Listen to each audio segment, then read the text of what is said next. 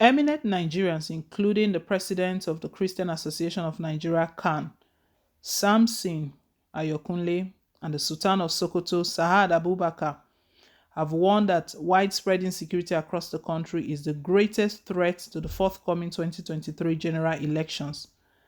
Other individuals and groups who spoke in similar vein include the Secretary General Ohanaeze Indigbo, Oke Emuche, the National Secretary of the Ijaw National Congress (INC), Ebipamoe Wodu, representative of the Northern Elders Forum (NEF), Professor Yusuf Usman, Ààrẹ Ọ̀nà Kakanfò of Yoruba Land, Gani Adams, and the convener of Niger Delta Self-Determination Movement, Aniko Briggs, a member of the Indigenous People of Biafra IPOB, Diaspora Government, Ude Christian Iwogu, amongst others. They spoke yesterday during the Inclusive Security Dialogue retreat jointly organized by the Global Peace Foundation and Vision Africa in Abuja, warning that there might be no election in 2023 if the current spate of insecurity in the country is not checked. The CAN president, in his submission, said, care must be taken to ensure that the 2023 election does not become a sham. Insecurity, if it is not taken care of by the government, there will be no 2023 general elections. Going by the present state of affairs in the country, are we sure the bandits and terrorists will not overrun the country before 2023? These criminals are moving from one level of sophistication and recklessness to another. Nigerians want a better society, and if we do not deal with this insecurity, I don't think there will be any election in 2023. Why has the government not deemed it fit to expose those financing terrorism and insecurity in Nigeria? For whose benefit are you hiding their identity? Nigerians want to know those who have put us in this mess as well as those who are siding and abetting them. If we are going to have a free and fair 2023 election, we must embrace homegrown democracy, which recognizes our complexities and is ready to make sure that we distribute things fairly so that the 6 geopolitical zones are drafted into the leadership of this country at all times, so that every region will have a sense of belonging because no one wants to play the second fiddle. Also, the Sultan of Sokoto, represented by the co-chairman of the Interfaith Dialogue Forum for Peace, Kunle Sani, among others, said a lot of people have been arrested over banditry and terrorism, but how many of them have been jailed or executed? These people have killed thousands of people. Some people should pay for all their atrocities. The NSA and the service chiefs should all resign by now because they have failed. Let us get new people with fresh ideas to confront the situation.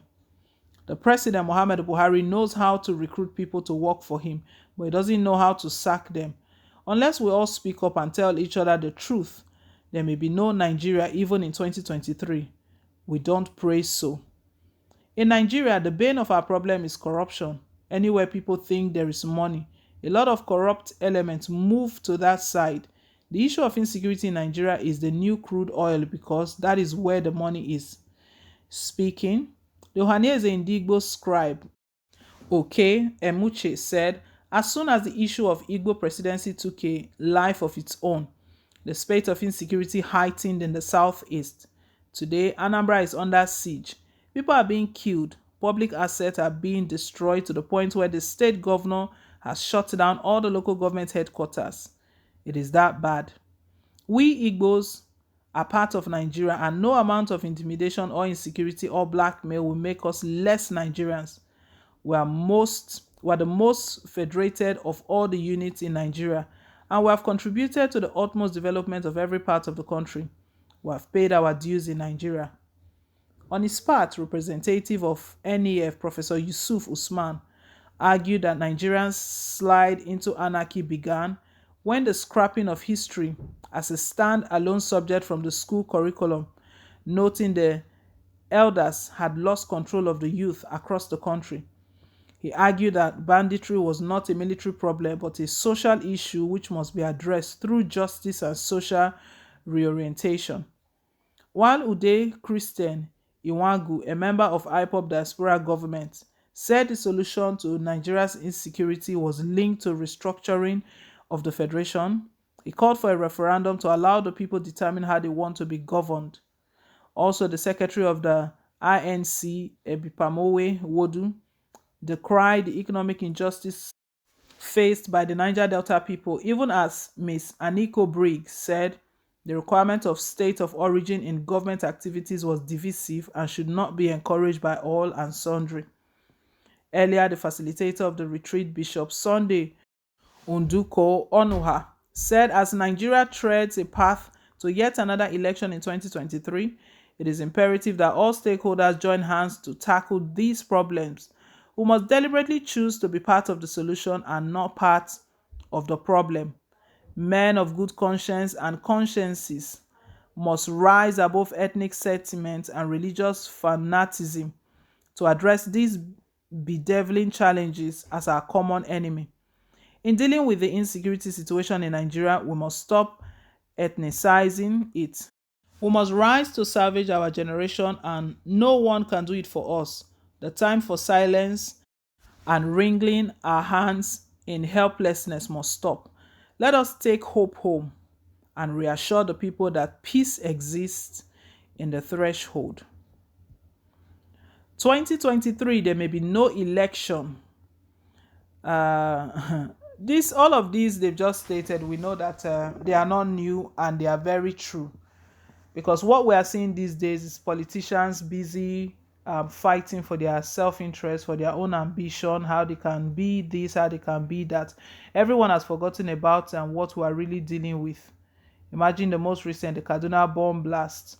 They are not talking about that anymore. The lives of our citizens it's not really the priority right now. Even the ruling party itself, the APC, the All Progressive Congress, if you hear them speak, all they are talking about is how they will retain power. It's not even dawned on them right now that at least before their tenure ends, let them fix some issues, let them deal with some things. They are all looking forward to retaining power.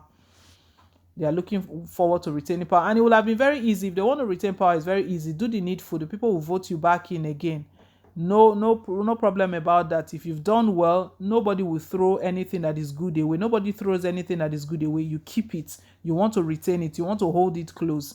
And what we are seeing right now is quite different. Well, these leaders from different background, religious background, social-cultural groups, they've all spoken and they've sent words right now that action needs to be taken, that the politicians should not just focus on 2023, because at the end of the day, if the needful is not done, they will just be chasing wind. They want position come 2023, but if there's no Nigeria, if insecurity overruns the country, what will happen then? It's a food for thought to them. Anyway, guys, leave us your own take. Thank you once again for staying tuned. Please don't forget to like, share, and to subscribe. Till I come your way again with more updates. Bye.